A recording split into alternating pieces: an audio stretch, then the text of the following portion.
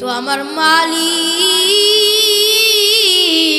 ওই হাসরের ময়দানে এমন কঠিন মুসিবতের দিন, ওই হাসরের ময়দানে সন্তান তার বাবাকে চিনবে না, বাবা তার সন্তানকে চিনবে না, স্বামী তার স্ত্রীকে চিনবে না, বিবি তার স্বামীকে চিনবে না।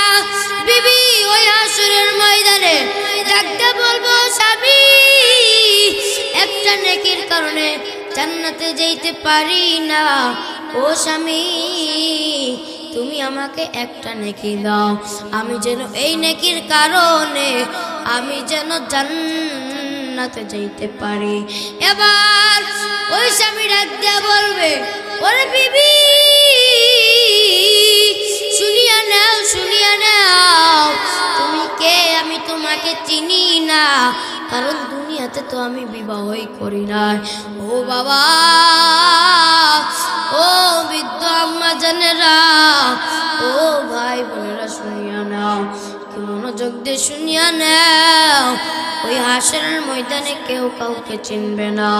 শুনিয়া নেন, শুনিয়া নেন, ওই হাসরের ময়দানটা এত কঠিন হবে, পিতা সন্তানকে চিনবে না। প্রত্যেকটা লোকের মুখে ইয়া নফসি, ইয়া নফসি, ও আসমানের মালিক আপনি আমাদেরকে বাঁচান। প্রত্যেকটা লোকের মুখে আওয়াজ, ওই দিক থেকে জাহান্নাম চিল্লাইতে যাবে, ও আসমানের মালিক আপনি জাহান্নামে গুলারে আমার পেটের ভিতরে দেন। ও বাবাজিরা, আজকে নামাজ তুমি কত বেলার কাজা দিছো,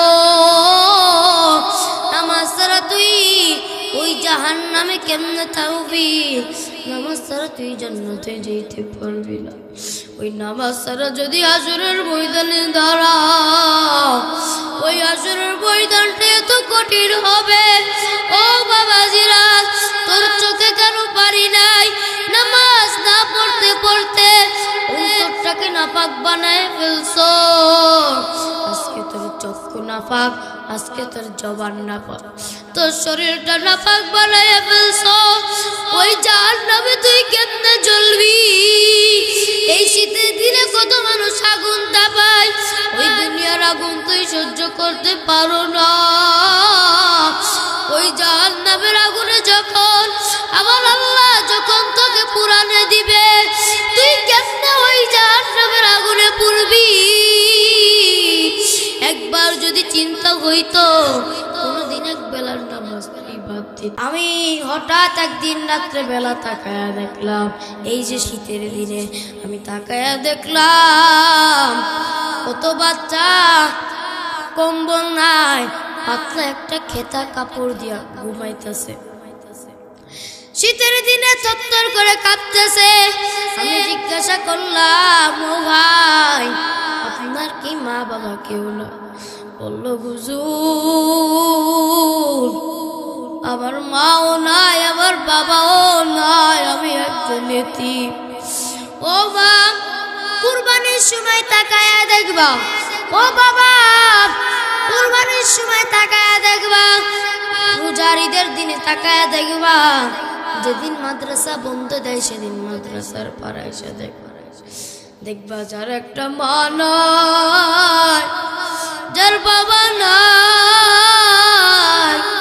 মাদ্রাসার খুঁটি ধরিয়া ধরিয়া কান্দে আর মনে মনে ভাবে, আজকে যদি আমার মা থাকতো আমাকে নিয়ে যাইতো, বাসায় নিয়ে যাইতো, আমার বাবা থাকলে আমাকে বাসায় নিয়ে যাইতো।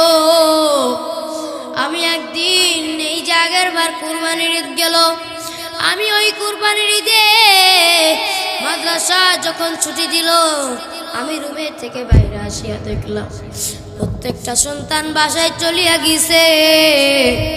ছোট্ট একটা বাচ্চা 4 বছর বয়স মাদ্রাসার বারান্দার পার বসে রয়েছে। আমি সন্তানটাকে জিজ্ঞাসা করলাম, ও ভাই তুমি কি বাসায় যাইবা না, তোমার কি বাসা নাই?